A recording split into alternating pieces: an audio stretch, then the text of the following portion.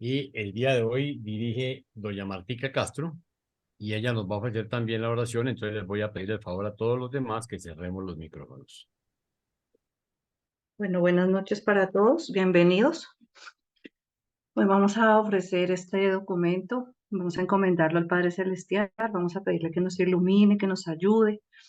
Bendito Señor, amado Padre Celestial, te bendecimos y te agradecemos el día de hoy por este espacio que nos permites compartir todos juntos como cada jueves. Gracias Señor por el tiempo que nos das, Señor, para seguir aprendiendo de toda esta revelación, para seguir evolucionando, para seguir expandiendo nuestra conciencia, para seguir aprendiendo cosas maravillosas que no sabíamos, Señor, y que están escritas en este libro, que nos ha permitido pensar de una manera diferente, descubrir grandes cosas, Señor. Te agradecemos, te ponemos esta reunión en tus manos, oramos por cada uno de los integrantes de este grupo, por cada una de las familias aquí representadas, para que, Señor, seas tú velando por cada uno de nosotros, por darnos, Señor bendito, tu compañía, tu sabiduría, tu Santo Espíritu, para que nos guíe y nos dé discernimiento para entender las cosas que tú quieres que aprendamos, para que podamos crecer espiritualmente, para que podamos seguir siendo mejores personas, Señor bendito, y poder ayudar siempre a nuestro prójimo. Oramos por las ciudades, por los países, Señor, que están en conflicto, que están en guerra, que están sufriendo. Te pedimos, Señor, que seas tú consolando su corazón, Señor, y moviendo los corazones de los líderes, Señor, de los países a que los ayuden, a que podamos vencer el ego, Señor bendito, la arrogancia, y que sea tu Santo Espíritu el que guíe sus corazones y todos los corazones, Señor bendito, que buscamos de ti. En el nombre de Jesús te hemos orado. Amén y amén.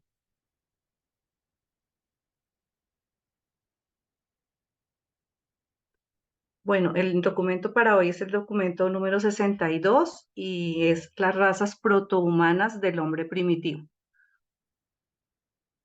Las razas protohumanas del hombre primitivo. Hace alrededor de 1 millón de años, los antepasados inmediatos del género humano aparecieron por primera vez mediante 3 mutaciones sucesivas y repentinas, siendo el resultado de la raza primitiva del tipo de lémur de los mamíferos placentarios. Los factores dominantes de estos primeros lémures se derivaron del grupo occidental o anteriormente americano, el plasma vital que venía evolucionando. Pero antes de establecerse la línea directa de la descendencia humana, las aportaciones de la implantación central de vida que había evolucionado en África reforzaron esta raza. El grupo oriental de vida contribuyó poco a poco en la producción efectiva de esta especie humana. Entonces, Carlitos, si te quieres devolver un poquitico, en el dibujito, en esta lámina, colocamos como la evolución del porque es lo que nos van a hablar aquí. Recuerden que el libro nos enseña que nosotros no venimos directamente de descendencia de los monos como creemos actualmente, sino que realmente venimos desde un tipo de lémures. Y aquí justamente la laminita está de 1 año de antigüedad y más o menos como las etapas de los lémures.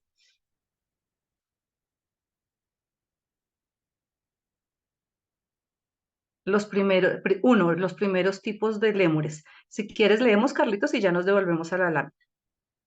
Los lémures primitivos relacionados con la descendencia de la especie humana no estaban directamente emparentados con las tribus preexistentes de gibones y monos que vivían entonces en Euroasia y África del Norte, y cuya progenie ha sobrevivido hasta el presente. Tampoco fueron la prole del tipo moderno del lémur, aunque ambos descendieron del mismo antepasado que ya llevaba mucho tiempo en extinción.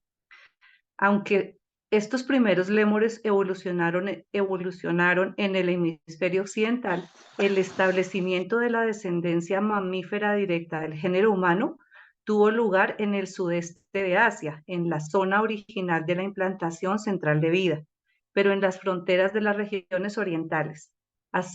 Hacía varios millones de años que el tipo norteamericano del lémur había emigrado hacia el oeste por el puente terrestre de Bering y había ido avanzando poco a poco hacia el sudeste a lo largo de la costa asiática.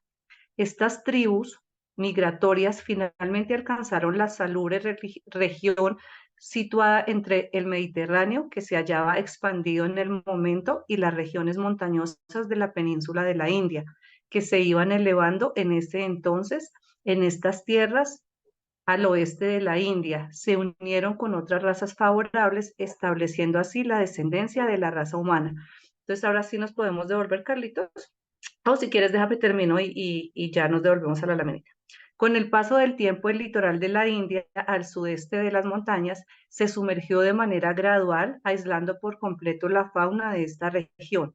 No hubo ninguna vía por donde acercarse a esta península mesopotámica o pérsica, ni por dónde escaparse de ella, salvo por la ruta del norte, que se cortó en repetidas ocasiones debido a las invasiones hacia el sur de los glaciares. Pues zona entonces casi un paraíso a partir de los descendientes superiores de este tipo de lémur mamífero, que nacieron dos grandes grupos, las tribus símicas de los tiempos modernos y la especie humana. Entonces miren aquí cómo nos hacen claridad de que por un lado se fue el tema de la descendencia de los lémures, y el otro grupo que fue las tribus símicas, y donde salió el simio, que es lo que nosotros conocemos hoy en día, la historia que tenemos, y la otra línea que son la de los lémures. Entonces ahora sí, Carlitos, si quieres nos devolvemos a la laminita. Y entonces, pues, Carlitos nos ayudó con esta bonita lámina, y pues también en homenaje a Jaime, que es el que le gusta tantísimo la geografía, que nos ubiquemos geográficamente realmente donde fueron donde acontecieron las situaciones que nos están mencionando. Entonces aquí dice, uno, los primeros lémures se poblaron en el hemisferio occidental y habían emigrado hacia el oeste por el puente terrestre de Bering. Luego dos, avanzando, entonces, ¿qué decíamos? Pues que si ustedes buscan en el globo terráqueo, los que no conocen o no saben manejar Google Earth, entonces se van a desubicar un poco porque es muchísima la distancia entre un lugar y otro, pero ¿qué estudiábamos? Que es dando la vuelta en el globo terráqueo. Entonces, se van por este lado, que es el 1, la flechita de vuelta, y pasan aquí al 2, donde dice avanzaron poco a poco hacia el sudeste, a lo largo de la costa asiática, y finalmente alcanzaron la salubre región entre el Mediterráneo y las regiones montañosas de la península de la India. Luego, con el paso del tiempo, el litoral de la India al sudeste de las montañas se sumergió de manera gradual, aislando por completo la fauna de esta región. 4. En esta zona de los descendientes supervisores de este tipo de lémur mamífero les nacieron dos grandes grupos de tribus símicas en los tiempos modernos y la especie humana. Entonces aquí nos refleja un poquitico como lo que recorrieron, y lo que hablábamos también es que los portadores de vida como que también iban mirando la situación geográfica y la situación climática, y los iban era como modificando todas estas regiones como para que ellos se pudieran mover y pudieran llegar a donde llegaron. Entonces, ese pedacito nos indica como la evolución de los lémures. Si alguien tiene alguna pregunta. 2. Los mamíferos protohumanos. Hace un poco más de 1 millón de años aparecieron repentinamente los mamíferos protohumanos mesopotámicos, los descendientes directos del tipo de lémur norteamericano de los mamíferos placentarios. Eran criaturitas activas que medían cerca de 1 metro de altura, y aunque no solían andar sobre las patas traseras, podían ponerse erguidos con facilidad. Eran peludos y ágiles y balbuceaban al estilo monesco, pero a diferencia de las tribus símicas, eran carnívoros. Tenían un primitivo pulgar oponible, así como también dedos gordos del pie sumamente útiles para asir. Desde este momento en adelante, la especie prehumana desarrolló cada vez más los pulgares oponibles, perdiendo de manera progresiva la facultad de asir con los dedos gordos del pie. Las tribus posteriores de monos retuvieron la facultad de asir con los dedos gordos, pero nunca llegaron a desarrollar el tipo humano de pulgar. Estos mamíferos protohumanos llegaban a su pleno desarrollo a los 3 o 4 años de edad y tenían una vida media potencial de 20 años. Por lo general, tenían una sola cría por vez, aunque ocasionalmente se daban gemelos. Los miembros de esta nueva especie disponían de cerebros más grandes para su tamaño, de todos los animales que hasta entonces habían existido en la Tierra. Experimentaban gran parte de las emociones y compartían numerosos instintos que posteriormente caracterizarían al hombre primitivo, siendo sumamente curiosos y exhibiendo gran dicha al lograr éxito en una empresa. El hambre de alimento y el deseo sexual quedaron bien desarrollados y se manifestaba una selección sexual definida en una forma tosca de cortejo y en la selección de la pareja. Eran capaces de pelear ferozmente para defender a su clan y eran tiernos en sus relaciones familiares, con un sentido de abnegación rayando en la vergüenza y en el remordimiento. Eran muy cariñosos y enternecedoramente leales a su pareja, pero si las circunstancias los separaban, elegían una nueva pareja. Como eran de estatura diminuta, pero de mente aguda, se percataron de los peligros de su ambiente boscoso, desarrollando así un temor que condujo a aquellas prudentes medidas de precaución que tanto contribuyeron a la supervivencia, tales como la construcción de refugios toscos en lo alto de los árboles, lo cual eliminaba muchos de los peligros de la vida en el suelo. El comienzo de las tendencias de la humanidad al temor data con más exactitud de esos días. Estos mamíferos protohumanos desarrollaron un espíritu tribal que no se había conocido hasta entonces. Eran, en efecto, altamente gregarios, mas no obstante sobremanera beligerantes cuando, al seguir el régimen ordinario de su vida rutinaria, se les perturbaba de algún modo y acusaban un temperamento fogoso cuando se estimulaba su ira. Su naturaleza belicosa, sin embargo, sirvió bien para el caso, pues los grupos superiores no dudaban en hacerle la guerra a sus vecinos inferiores, y así, mediante la supervivencia selectiva, la especie fue mejorando progresivamente. Al poco tiempo llegaron a dominar la vida de las criaturas más pequeñas de esta región, y muy pocas de las tribus de monos más antiguas y no carnívoras sobrevivieron. Estos pequeños animales agresivos se multiplicaron y propagaron por la península de Mesopotamia durante más de 1000 años, constantemente mejorándose el tipo físico y la inteligencia general. Y solamente 70 generaciones después de haberse originado esta nueva tribu a partir del tipo superior del lémur predecesor, ocurrió el próximo acontecimiento que hizo época: la diferenciación repentina de los antepasados correspondientes al paso vital siguiente en la evolución de los seres humanos en Urantia. Aquí puse esta laminita que de algún modo marca los diferentes grados por los que va pasando la evolución, desde el lémur hasta los humanos, porque a veces, viéndola varias veces, se nos va agregando frecuencia, ¿no? Y además me llamó muchísimo la atención y quise compartirlos porque a mí me encantan los lémures y se me hace una belleza. Si ustedes se ponen a ver, por ejemplo, las actitudes de estos animalitos, verdaderamente son casi humanas. Miren, por ejemplo, la forma como este animalito está sentado aquí. ¿No les parece que los humanos hacemos eso? O este que está parado aquí, miren la actitud, la forma de la mirada, y aquí vemos una forma de idea del pulgar oponible, por ejemplo, y cómo este está sentado. Creo que este animalito es verdaderamente hermoso y bueno, pues es nuestro gran antecesor. Por eso dejo de compartir, por eso es que lo puse aquí. Y para algunos que no conocen los lémures, porque hay mucha gente que no sabe lo que es un lémur porque no lo ha visto. Claro, esos que están ahí son como lucen ahora. Obviamente, antes lucían un poquito diferentes. De hecho, Claudio nos enseñó una imagen de uno anterior. Orlando, adelante. ¿Sí me oyen? Sí, y bien.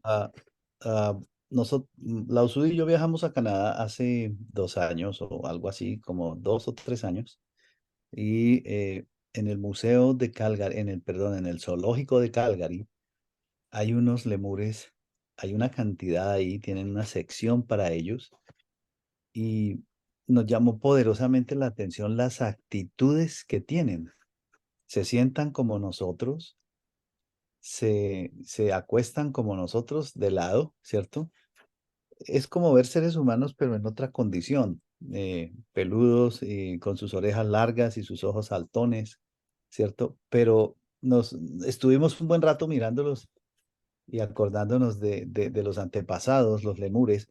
Y oiga, yo dije, me sentí como en ese momento nos sentimos transportados a esa época, ¿sí? Es realmente impresionante verlos porque pues nosotros que sabemos que son nuestros antepasados mamíferos, podemos de alguna manera apreciar y poder transportarnos a ese momento, en esa época, ¿sí? Las otras personas no entienden, para ellos es un mico más, ¿sí? Pero nosotros sí sabemos qué son y qué representan. Y yo los invito, si en algún lugar en donde ustedes van o viven hay un zoológico y hay estos animales, váyanse y deténganse a observarlos, porque es como observar a la raza humana cuando empezó. Sí, estoy de acuerdo. Muchas gracias, Orlando, por la aportación. Sí, de acuerdo. Impresionante. ¿Alguien más que guste decir algo al respecto? No. Bueno, si no, continuamos con Luisito. Ahora sí, Luisito. Ahora sí, Luisito. 3. Los mamíferos intermedios. Ya tempranamente en la carrera de los mamíferos protohumanos, moraba una pareja superior de estas ágiles criaturas, encaramada en la copa de un árbol, y ahí nacieron gemelos, un macho y una hembra. En comparación con sus antepasados, eran criaturitas verdaderamente hermosas. Tenían pocos pelos en el cuerpo, pero esto no constituyó una desventaja, pues vivían en un clima cálido y estable. Estas crías alcanzaron a medir un poco más de 1,20 m. En todos los aspectos eran más grandes que sus progenitores, contando con piernas más largas y brazos más cortos. Tenían dedos pulgares oponibles de funcionamiento casi perfecto, casi tan eficiente como el pulgar de los humanos actuales para adaptar. Caminaban erguidos, disponían de pie casi tan bien adaptados para andar como los de las razas humanas posteriores. Sus cerebros eran inferiores a los de los seres humanos pequeños, pero muy superiores a los de sus antepasados y comparativamente mucho más grandes. Los gemelos exhibieron desde temprana edad una inteligencia superior y al poco tiempo fueron reconocidos como jefes de la entera tribu de los mamíferos, instituyendo en rigor una forma primitiva de organización social y un rudimiento de división del trabajo. Estos hermanos se aparearon y al poco tiempo gozaron de la compañía de 21 hijos, muy similares a sí mismos, todos de más de 1,20 m de altura y en todos los aspectos superiores a la especie atávica. Atávica quiere decir las generaciones antepasadas. Este grupo formó el núcleo de los mamíferos intermedios. O sea que se fijan que de los mamíferos protohumanos pasamos a los mamíferos intermedios. Todavía aquí no estamos hablando de Andón y Fonda, porque no estamos hablando de los humanos propiamente dichos. Estos son nuestros antecesores y estos son los mamíferos intermedios. Cuando creció en número este grupo nuevo y superior, estalló una guerra sin tregua y al terminar la atroz lucha no quedó vivo ni un solo individuo de la raza atávica y preexistente de los mamíferos protohumanos. La descendencia menos numerosa, pero más poderosa e inteligente de la especie había sobrevivido a costa de su antepasado. Ahora bien, durante casi 15.000 años, 600 generaciones, estas criaturas se convirtieron en el terror de esta parte del mundo. Todos los animales grandes y feroces de épocas pasadas habían perecido. Las bestias grandes oriundas de estas regiones no eran carnívoras. Y las especies más grandes de la familia felina, leones y tigres, aún no habían invadido este rincón particularmente protegido de la superficie de la tierra. Así pues, estos mamíferos intermedios se envalentonaron y subyugaron todo su rincón de la creación. Comparados con las especies atávicas, los mamíferos intermedios representaron una mejora en todo sentido. Hasta el potencial de su vida media aumentó a 25 años. Varios rasgos humanos rudimentarios aparecieron en esta especie nueva. Además de las propensiones innatas que habían exhibido sus antepasados, estos mamíferos intermedios eran capaces de manifestar asco en ciertas situaciones repugnantes. Además, contaban con un instinto de acaparamiento bien definido. Escondían comida para el consumo subsiguiente y eran muy propensos a juntar guijarros lisos y redondos y ciertos tipos de piedras redondas que sirvieran para municiones defensivas y ofensivas. O sea que ya empezaron a crear las armas, ¿no? Eso está en nuestra naturaleza. Estos mamíferos intermedios fueron los primeros en exhibir una clara propensión a la construcción, tal como se evidencia en su rivalidad al construir viviendas tanto en las copas de los árboles como en retiros subterráneos de múltiples túneles. Fueron la primera especie de mamíferos en proveer seguridad en refugios arbóreos y subterráneos. De gran parte abandonaron los árboles como lugar de morada, viviendo sobre la tierra durante el día y subiendo a las copas de los árboles para dormir por la noche. Al correr del tiempo, el aumento natural en número terminó por originar gran competencia por el sustento y gran rivalidad sexual, todo lo cual culminó en una serie de batallas recíprocamente destructivas que casi aniquilaron toda la especie.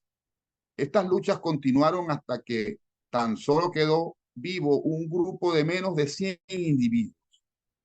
Pero luego volvió a prevalecer la paz y esta solitaria tribu sobreviviente volvió a construir su sitio para dormir en las copas de los árboles y reanudó su existencia normal y semi-pacífica.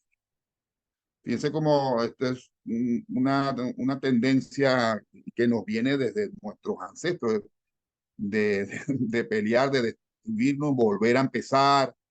Y yo pienso que eso forma parte también del instinto de supervivencia y de la mejora para que sobreviva el más apto, el más capacitado, el que pueda soportar más. No podéis imaginar lo cerca que llegaron vuestros antepasados prehumanos a la extinción de cuando en cuando. Es lo que decía ahora. Incluso nosotros ahorita, en la actualidad, con toda nuestra civilización y lo que nos hemos elevado, estamos a punto de extinguir la raza. Falta que un loco apriete unos botones y se acabó todo. De haber alcanzado 5 centímetros menos al saltar, en cierta ocasión, la rana atávica de todo el género humano, el entero curso de la evolución habría cambiado marcadamente. La progenitora inmediata de la especie de mamíferos protohumanos, que era similar a un lémur, se escapó de la muerte por un tris más de 5 veces antes de parir al progenitor del orden nuevo y superior de los mamíferos. Pero el peligro mayor que invadió por un tris fue al caer un rayo sobre el árbol donde dormía la futura progenitora de los primates gemelos. Ambos padres de este grupo de mamíferos intermedios padecieron severos traumatismos y graves quemaduras. 3 de sus 7 críos murieron fulminados por este relámpago de luz. A estos animales que iban evolucionando les faltaba poco para ser supersticiosos. Y aquí volvemos a poner unas imágenes de distintos lemur, como comentaba ahora Flor. Fíjense la forma como se sientan, ya se ponían prácticamente erguidos. Los brazos no están en el suelo como los primates, sino que ya se van pareciendo más a los humanos. Esta pareja sobre cuyo refugio en la copa del árbol había caído el rayo era en realidad los caudillos del grupo más adelantado de la especie de los mamíferos intermedios. Y siguiéndole en el ejemplo, más de la mitad de la tribu, adhiriéndose a las familias más inteligentes, se mudó a unos 3 kilómetros de esta localidad, empezando a construir estas nuevas moradas en las copas de los árboles y nuevos refugios subterráneos. Sus retiros transitorios en momentos de peligro repentino. Poco tiempo después de terminar de construir su casa, esta pareja, veteranos de tantas luchas, llegaron a ser los orgullosos padres de gemelos, los animales más inteligentes e importantes que jamás hubieran nacido en el mundo hasta entonces, pues eran los primeros de la especie nueva de los primates, el próximo paso vital en la evolución prehumana. Contemporáneamente con el nacimiento de estos primates gemelos, otra pareja, un macho y una hembra particularmente retrasados de la tribu de los mamíferos intermedios, una pareja que era mental y físicamente inferior, también parieron gemelos. Estos gemelos, un macho y una hembra, eran indiferentes a la conquista. Solo se ocupaban de la consecución del sustento y puesto que no comían carne, al poco tiempo perdieron todo interés en la caza. Estos gemelos retrasados fueron los fundadores de las tribus símicas modernas. O sea que nosotros no descendemos de los simios, de los monos. Aquí vemos como hay dos razas de lemures. Una produjo simios y la otra va a producir la raza de donde vamos a salir los humanos. Sus descendientes buscaron las regiones meridionales más calurosas con sus climas benignos y abundancia de frutas tropicales, en donde han continuado hasta la fecha en forma muy parecida a aquellos días, excepto aquellas ramas que se aparearon con los tipos anteriores de gibones y monos, deteriorándose considerablemente como consecuencia. De este modo, se ve fácilmente que el hombre y el mono están emparentados solo porque los dos descendieron de mamíferos intermedios.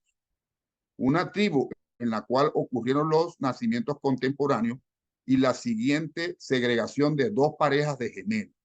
La pareja inferior destinada a producir los tipos modernos de mono, babuino, chimpancé y gorila, y la pareja superior destinada a continuar la línea de ascenso que llegó a ser por evolución el hombre mismo. El hombre moderno y los simios en efecto descendieron de la misma tribu y especie, pero no de los mismos progenitores. Los antepasados del hombre descendieron de los especímenes superiores, de lo más selectivo que quedó de esta tribu de los mamíferos intermedios. Mientras que los simios modernos, con excepción de ciertos tipos preexistentes de lemures, gibones y otras criaturas monescas, son los descendientes de la pareja ínfima de este grupo de mamíferos intermedios. Una pareja que solo sobrevivió por haberse escondido en un retiro subterráneo, depósito de alimentos, por más de 2 semanas durante la última batalla enconada de su tribu, sin salir hasta después de haber cesado completamente las hostilidades. O sea que no se salvaron por capacidad, sino simplemente porque se escondieron. Si hay algún comentario.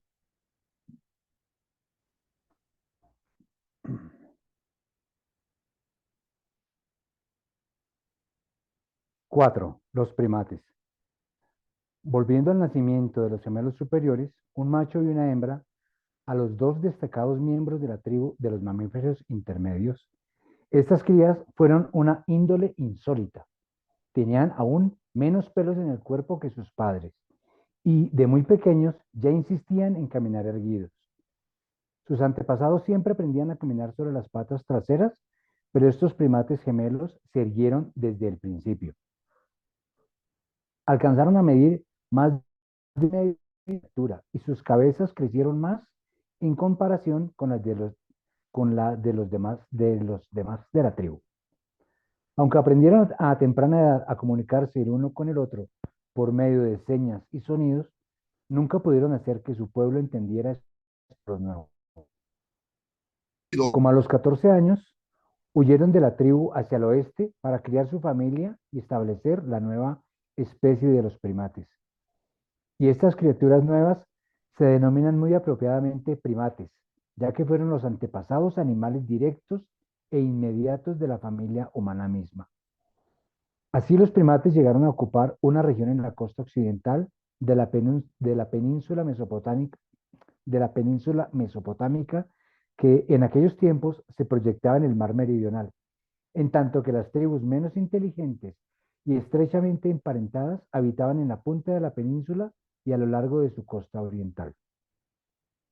Los primates eran más humanos y menos animales que sus predecesores del grupo mamífero intermedio.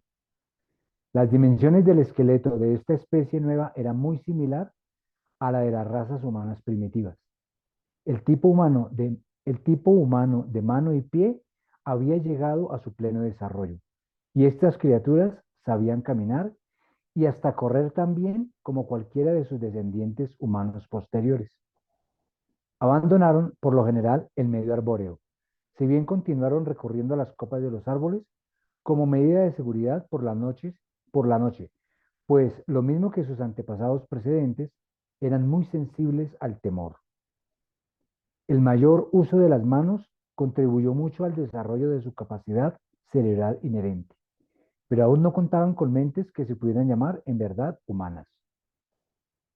Aunque los primates diferían poco de sus predecesores en cuanto a su naturaleza emocional, exhibían una tendencia más humana en todas sus propensiones.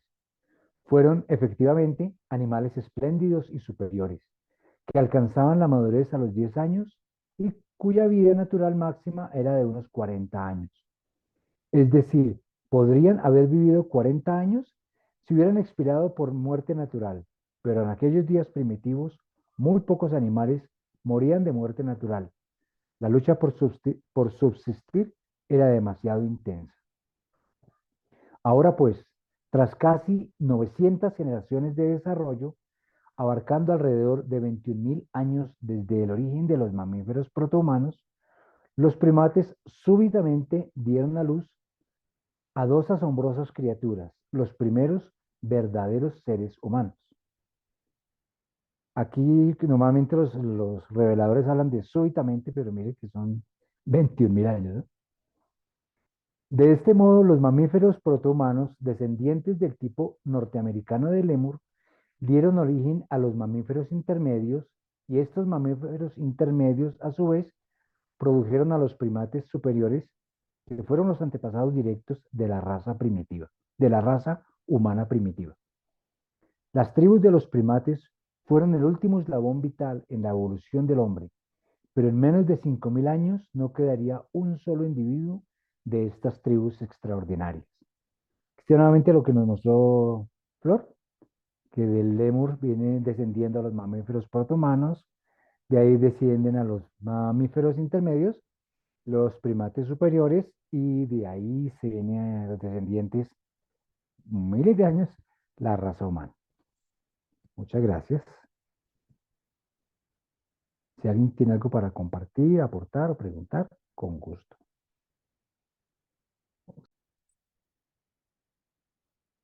Bien. En este numeral nos aclaran sobre los primeros seres humanos, el número 5.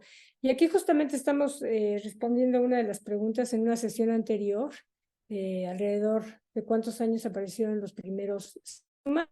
Y los reveladores nos están diciendo y nos dan como referencia el momento en que apareció el libro Durante, que fue en 1934. Entonces, inician diciendo, desde 1934, después de Jesucristo, retrocediendo al nacimiento de los primeros seres humanos, han pasado 993.419 años.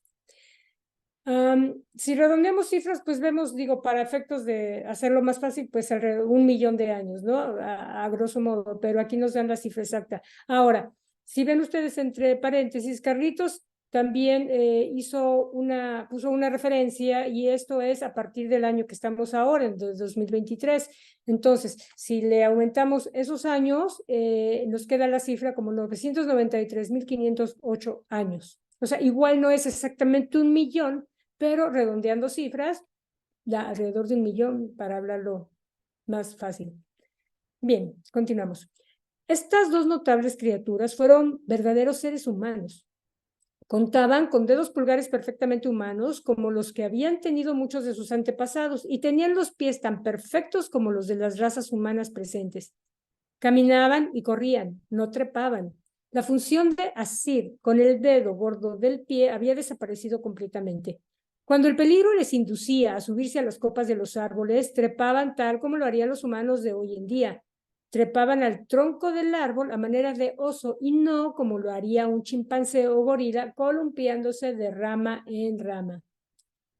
Estos primeros seres humanos y sus descendientes alcanzaban la plena madurez a los 12 años y tenían una vida media potencial de unos 75 años. Muchas emociones nuevas aparecieron tempranamente en estos gemelos humanos. Manifestaban admiración tanto por los objetos como por otros seres y exhibían considerable vanidad. Pero el adelanto más extraordinario en el desarrollo emocional fue la aparición repentina de un grupo de sentimientos nuevos que eran realmente humanos. El grupo dado a la adoración, que comprendía el pavor, la reverencia, la humildad e incluso una forma primitiva de gratitud. El temor, junto con el desconocimiento de los fenómenos naturales, está a punto de dar a luz la religión primitiva. No solo se manifestaban tales sentimientos humanos en estos humanos primitivos, sino que también estaban presentes en forma rudimentaria muchos otros sentimientos altamente evolucionados. Conocían escasamente la compasión, la vergüenza, el reproche y tenían aguda conciencia del amor, el odio y la venganza, siendo susceptibles además a marcados sentimientos de celos. Estos dos primeros humanos, los gemelos, fueron una gran tribulación para sus padres primates. Como eran tan curiosos y aventureros, estuvieron a punto de perder la vida en numerosas ocasiones antes de cumplir los 8 años. Así y todo, para los 12 años ya habían quedado bastante marcados con cicatrices. Muy pronto aprendieron a practicar la comunicación verbal. A los 10 años ya habían inventado y mejorado un lenguaje de señas y palabras de casi 50 ideas y habían mejorado y expandido considerablemente la torpe técnica de comunicación de sus antepasados. Pero por más que se esforzaran, no lograron enseñarles a sus padres sino unos pocos signos y símbolos nuevos. Cuando contaban unos 9 años, se fueron de viaje río abajo en un día claro y sostuvieron una conferencia de trascendental importancia. Cuando vean letras azules se refiere a los seres celestiales y lo verde es la parte evolucionaria. Y nos dicen los reveladores, todos los entes inteligentes celestiales estacionados en Urantia, yo inclusive, estábamos presentes en calidad de observadores de las transacciones de esta cita del mediodía. En este día significativo llegaron a convenir que vivirían el uno con el otro y el uno por el otro. Y este fue el primero de una serie de tales convenios que por fin culminaron en la decisión de huir de sus compañeros animales inferiores y emprender un viaje hacia el norte, poco conociendo que así habrían de fundar la raza humana. Aunque preocupados por todo, por lo que estos dos salvajes estaban proyectando, no teníamos el poder para controlar el funcionamiento de sus mentes. No influimos, ni podíamos influir de forma arbitraria sobre sus decisiones. Pero dentro de los límites permisibles de la función planetaria, nosotros, los portadores de vida, junto con nuestros asociados, todos conspiramos para guiar a los gemelos humanos hacia el norte, lejos de su pueblo peludo que moraba parcialmente en los árboles.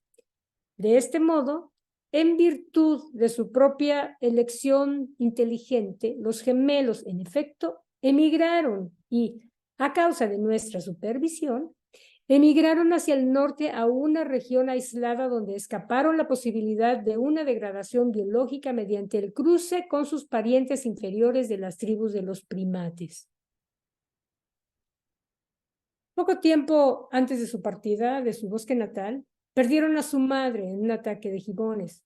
Aunque no contó ella con la misma inteligencia que ellos, tenía por su prole un alto grado de afecto mamífero de orden superior e impávidamente dio su vida para salvar a la pareja maravillosa. Tampoco fue en balde su sacrificio, pues resistió al enemigo hasta que llegó el padre con refuerzos y puso en fuga a los invasores.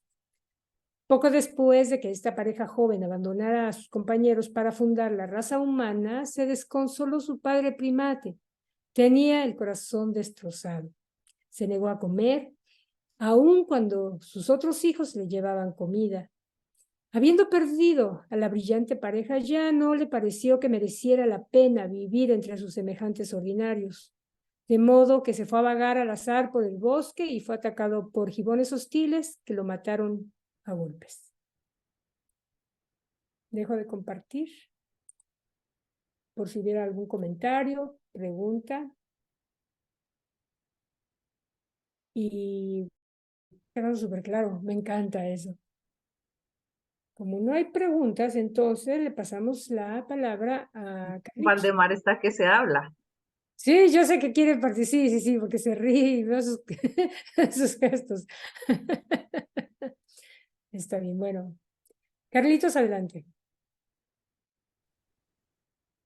6. La evolución de la mente humana. Nosotros, los portadores de vida en Urantia, habíamos pasado por la larga vigilia, aguardando atentos desde el día en que plantamos por primera vez el plasma vital en las aguas planetarias y, naturalmente, la aparición de los primeros seres realmente inteligentes y volitivos nos trajo gran júbilo y sorpresa y suprema satisfacción. Veníamos siguiendo el desarrollo mental de los gemelos mediante nuestra observación del funcionamiento de los 7 espíritus ayudantes de la mente, asignados a Urantia al tiempo de nuestra llegada al planeta. A través del largo desarrollo evolutivo de la vida planetaria, estos incansables ministros de la mente registraban constantemente su creciente habilidad de ponerse en contacto con las capacidades cerebrales sucesivamente en expansión de las criaturas animales progresivamente superiores. Aquí les comparto esta misma grafiquita que teníamos en el documento 36, numeral 5, donde se trata de los 7 espíritus ayudantes de la mente. Pues ellos estaban aquí y, continuando, en un principio únicamente el espíritu de intuición pudo funcionar en el comportamiento instintivo y reflejo de la vida animal primordial. Con la diferenciación de los tipos superiores, el espíritu de la comprensión o entendimiento pudo dotar a tales criaturas del don de la asociación espontánea de ideas. Más adelante observamos al espíritu de la valentía en funcionamiento. Los animales en trance de evolucionar desarrollaron en rigor una forma simple de autoconciencia de protección. Posteriormente a la aparición de los grupos de los mamíferos, observamos el espíritu del conocimiento manifestarse en creciente medida. La evolución de los mamíferos superiores trajo la función del espíritu del consejo, asesoramiento, con el consecuente desarrollo del instinto gregario y los principios del desarrollo social primitivo. A través de los tiempos de los mamíferos protohumanos, los mamíferos intermedios y los primates, veníamos observando más y más el servicio incrementado de los 5 primeros ayudantes, pero nunca habían podido funcionar los 2 restantes, los ministros superiores de la mente en el tipo urantiano de mente evolutiva. Imaginaos nuestro regocijo un día cuando los gemelos tenían unos 10 años, en que el espíritu de adoración hizo su primer contacto con la mente de la gemela y poco tiempo después de esto con la del gemelo. Sabíamos que algo muy semejante a la mente humana se acercaba a su culminación. Y cuando al año resolvieron finalmente, como resultado de un pensamiento meditativo y de una decisión basada en un propósito, huir de la querencia y viajar al norte, entonces comenzó a funcionar el espíritu de la sabiduría en Urantia. Y en estas 2 mentes, ya ahora pues reconocidas como humanas, fue en ese momento, justamente cuando ya estaban los 7 espíritus en la mente de estos gemelos. Entonces se reconocieron como humanos, como humanas dichas mentes. Hubo una movilización inmediata y nueva de los 7 espíritus ayudantes de la mente.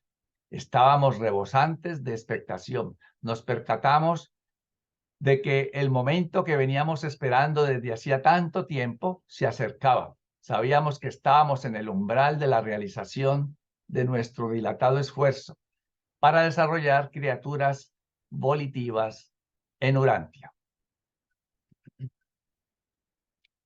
Así que la espera fue larga porque fue de, bueno, cientos de millones de años, realmente desde que se implantó el plasma hasta ese momento. Pero la espera, pues valió la pena, a pesar de que, como leímos hace un momento, por poco se pierde. Hubo unas situaciones pues en que se podía ver el proceso truncado y coger otro rumbo, ¿no? No sé cómo hubiera sido, pero valió la pena la espera. Si alguien quiere comentar alguna cosita. Sí, Orlando. Cada vez que leo este pasaje del libro, y hay 2 más o 3, me produce una sensación que nunca antes había experimentado. es como asistir en vivo y en directo al momento en que empezamos a hacer. No es, no es fácil de decir lo que se siente. Yo no sé qué tanto puedan sentir otras personas cuando están casi que viviendo en vivo y en directo el momento en que empezamos a hacer, el momento en que se cristaliza el hijo del Padre Eterno sobre el planeta. La sensación no es explicable. Esta y otras dos. Cuando lleguemos a las otras dos, yo también les diré cuáles son, pero esta en particular es el comienzo del ser, de lo que somos. El momento en que los 7 espíritus ayudantes tocan al ser y entonces empezamos a ser nosotros. Sobrecogedor si uno se pudiera parar en ese momento ahí y la lectura está, el relato está tan bien estructurado que mentalmente podemos transportarnos ahí y poder ver esa situación. Pero como les digo, en mi caso, me produce una sensación que no puedo explicar. Gracias. Gracias, Orlando. Sí, me Carlito, yo supongo. tengo una pregunta. Siga, Marta. Todos los animales, decimos que hablan de los espíritus ayudantes de la mente, ¿todos los animales tienen los 5 espíritus ayudantes de la mente? Bueno, si me hubiera hecho esa pregunta cuando leímos el documento 36 que trató de ese tema, que precisamente ese numeral me tocó leerlo a mí. Si me hubiera hecho esa pregunta en ese momento, yo le hubiera contestado que sí. Pero ahora no me atrevo a decirle que sí. Me da la impresión que unos tienen menos y otros tienen los 5. Porque según lo que acabo de leer allí, a medida que el ser humano el ser humano no, sí, los ancestros iban evolucionando, iban pasando a ser más cerca a nosotros, ciertos espíritus de ayudante podían interactuar. Antes no. Entonces, no podría contestarle con exactitud realmente, pero ahora yo creo que no. Yo no creo que una cucarachita tenga los 5 espíritus ayudantes de la mente que sí debe tener un perro, por ejemplo. Es mi opinión ahora en este momento, pero como le digo, hace unos meses atrás le hubiera dicho que sí. Pero si alguien quiere o tiene otra opinión, bien pueda.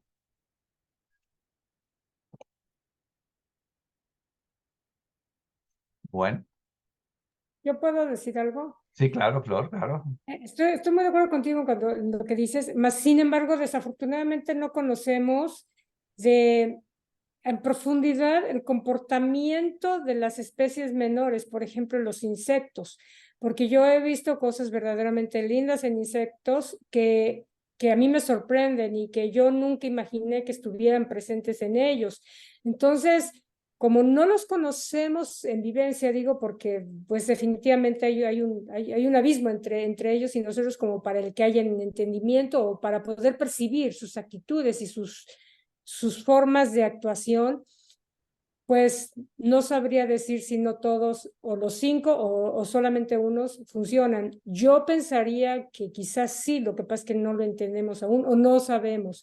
Pero sí, tienes toda la razón en lo que dices. Bueno, en realidad sería cuestión de estudiarlo más a fondo, ¿no? Y eventualmente quizás la ciencia pueda descubrir el comportamiento de los animalitos y podamos detectar si logran hacer uso de los 5 espíritus ayudantes de la mente, que pensaría que sí, pero bueno. Sí, Muy quizás buen no punto. debemos generalizar, ¿no? Todos los insectos, ¿no? Porque las abejas y las hormigas inclusive tienen ese instinto gregario, que eso ya es como del cuarto espíritu de la mente. Así que eso es para conjeturar y pensarlo bien, sí. Y quizá también de manera evolucionaria, a lo mejor van cada vez más habilitándose en el mismo tipo de animalito, pero varias generaciones posteriores, ¿no? Es un tema evolucionario 100%. También. Gracias. Jaime, sí, Jaime, está levantando. Sí, Es que levantó el dedo, Jaime, y es la mano. Yo creería que de pronto dentro de los animales, que definitivamente son un mundo maravilloso y totalmente desconocido para nosotros, Sí, hay diferencias porque hay bichos, hay plagas que son mandadas producto de lo que estamos haciendo nosotros. Eso es como cuando nos echamos encima el mal, ¿sí? Por determinada actitud.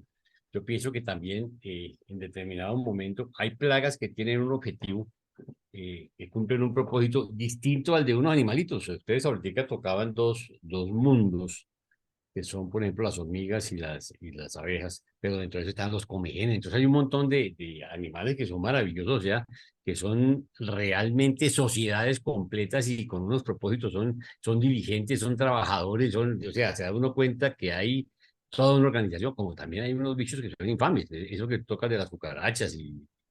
Bueno, yo creo que ahorita pues no vale la pena entrar, necesitaríamos un entomólogo que nos explique todo eso, pero indiscutiblemente sí, es un mundo maravilloso y que yo creo que cumplen un propósito en la creación, de un lado o de otro. El Señor nos creó por alguna razón, ¿sí?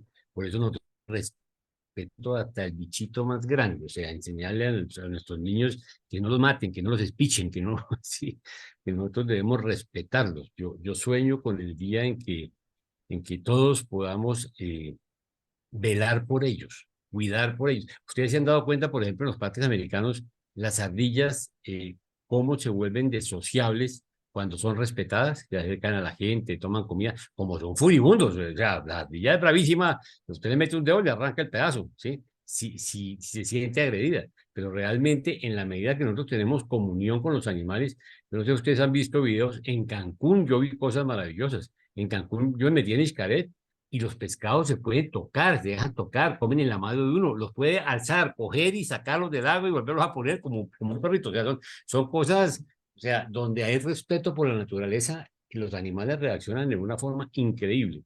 Entonces, yo sí creo que sí tienen los espíritus ayudantes de la mente, ¿sí? Que nosotros desconozcamos, bueno, nos falta tanto por conocer, pero tienen un propósito y el Señor los creó también con unas posibilidades maravillosas. Gracias.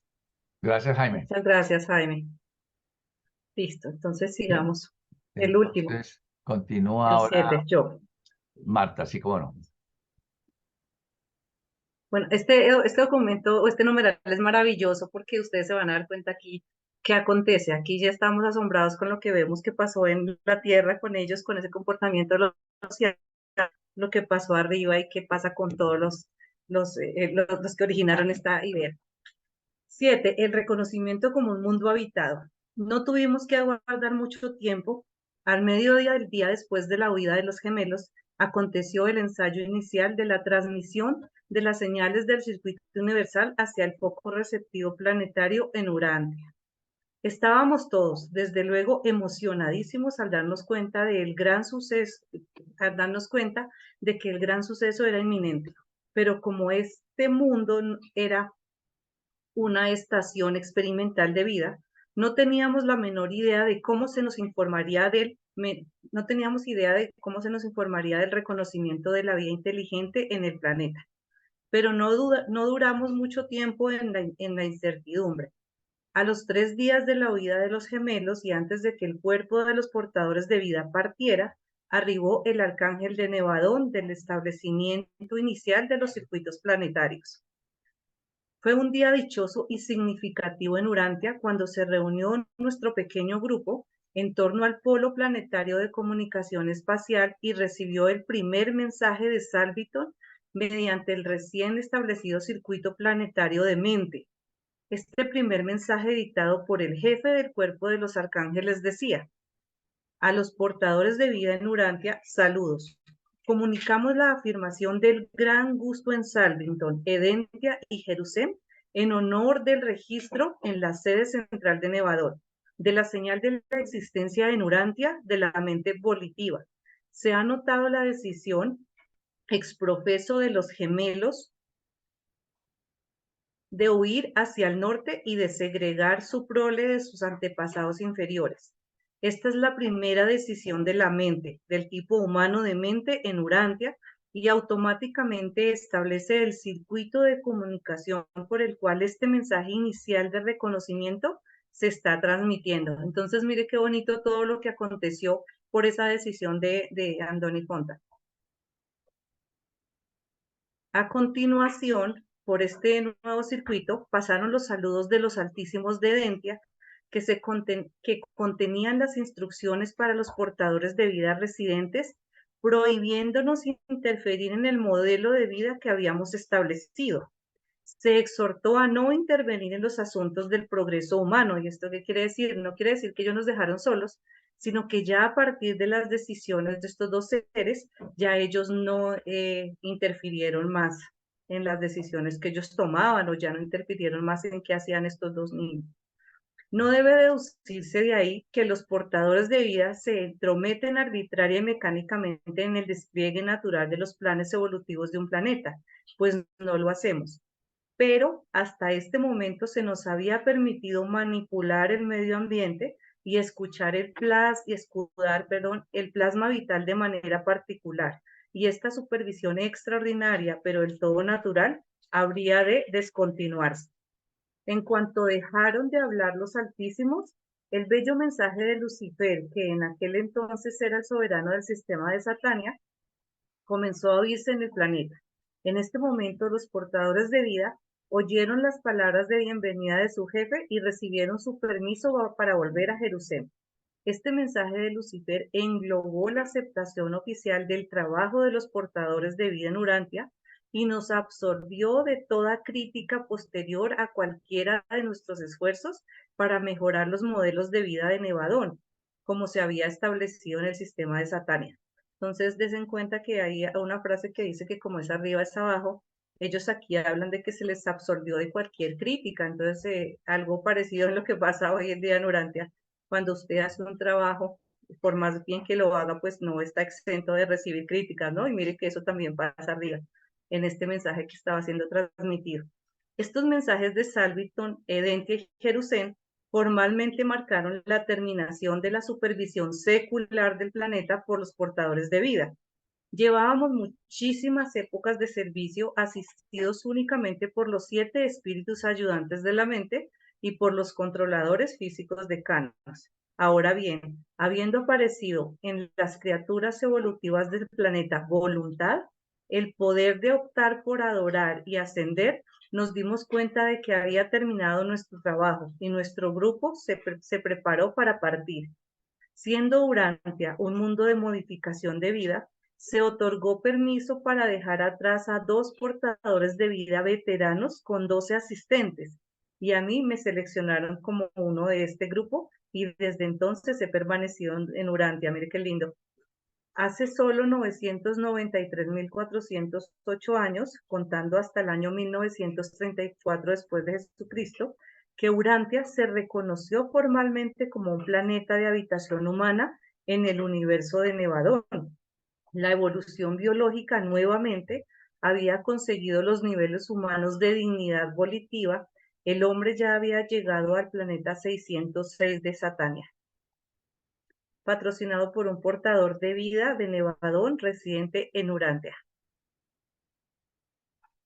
Presentado por Flor Robles, Luis Villamizar, Javier Puerto, Carlos García y Marta Castro.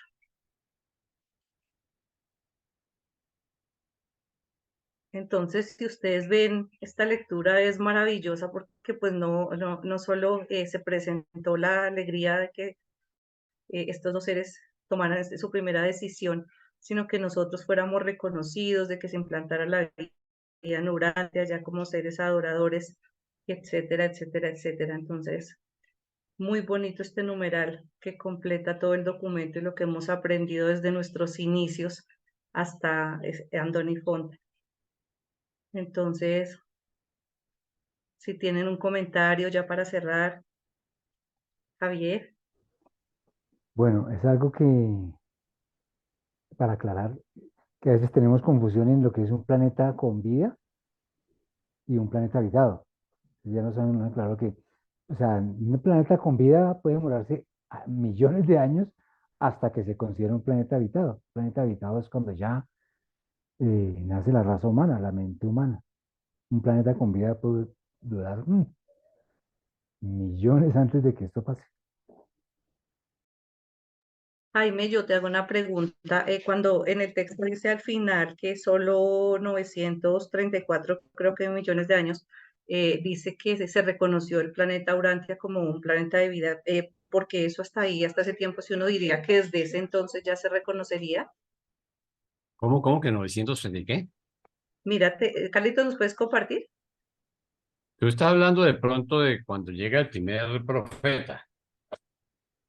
No, en lo que te dice el documento al final, mira. Dice, hace solo 993.400 años, contando hasta el año 1934 después de Jesucristo, que Urantia se reconoció formalmente como un planeta de habitación humana en el universo de Nevadón. ¿Y qué es lo qué es lo que me preguntas?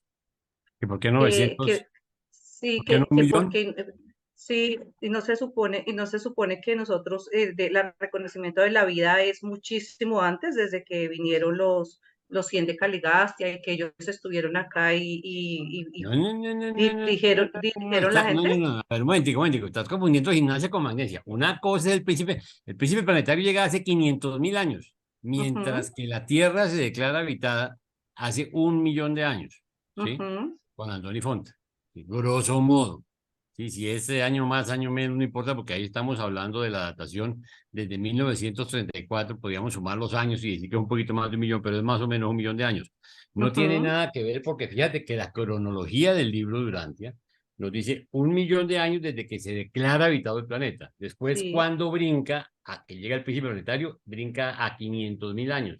Y lo único que nos dicen en ese momento es que cuando llega el príncipe planetario, suceden dos cosas. Uno, que hay 500 millones de habitantes ya en la Tierra. Y dos, ujú, que aparecen las rajas de color simultáneamente. Pero realmente nosotros tenemos un vacío muy grande en la cronología. ujú, Esos primeros 500.000 años, pero la Tierra fue declarada habitada hace, o sea, Atlántida fue declarada habitada hace 1.000.000 de años. ajá. Ah, ok, gracias. Sí, Flor. Florecita. Sí, es muy buena tu pregunta, que nos da pie para aclarar un detalle que Carlitos ahorita lo va a aclarar porque lo estuvo discutiendo Pero, y él sacó la cuenta. Adelante, Carlitos. Bueno, deja ver si me acuerdo. Es que con el documento voy a compartir aquí un momentito. Este número final, 993.408, no me cuadraba como con el número inicial que leyó Flor, pero entonces la diferencia entre uno y otro son 11 años. Lo que ocurre es que en el que Flor leyó, permítame, yo voy rapidito, ese es en el número 5, aquí, es 993.419 años. Desde allí es que aparecieron los primeros seres humanos. Esta es la fecha en que aparecieron los primeros seres humanos, contando desde 1934. Ese número es diferente al que acabamos de ver a lo último, por 11 años. Aquí es cuando se reconoció formalmente como planeta de habitación. Porque ¿qué pasó en esos 11 años? Pues los gemelos tenían 11 años y fue cuando recibieron el espíritu final de adoración y ya estaba la mente humana como tal. Por eso hay 11 años de diferencia, que son los 11 años que ellos tenían. En la primera fecha o los primeros años que nos dicen son cuando nacieron, mejor dicho, cuando nacieron físicamente. Y este número es cuando ya recibieron el espíritu de adoración y se estableció ya como que surgió la mente humana. Por eso entre los dos números hay 11 años de diferencia, que son la edad que ellos tenían los gemelos cuando eso ocurrió. Creo que era eso, ¿verdad, Flor?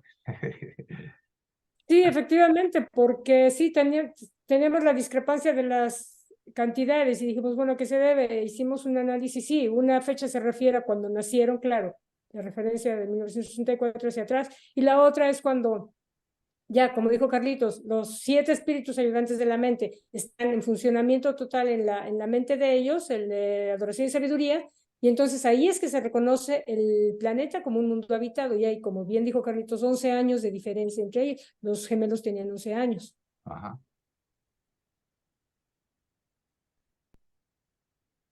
Bueno, Jaime, te cedo la palabra. Entonces, muchas gracias a todos. bueno, la verdad, les agradecemos mucho. Mil gracias a todos los que nos ayudaron. ¿Sí? A Matica, a Flor, a Liz Villamizar, a Javier Puerto, a Carlitos García, como siempre, y a un hombre silencioso que siempre está ahí, que es Claudio Fernández, que es nuestro backup. ¿Sí? Entonces, mil gracias a todos ustedes y nos vemos dentro de 8 días. Que el Señor los bendiga. Muchas gracias. Feliz Muchas noche. bendiciones para Hasta todos. luego. Un abrazo a Chao. todos. Chao.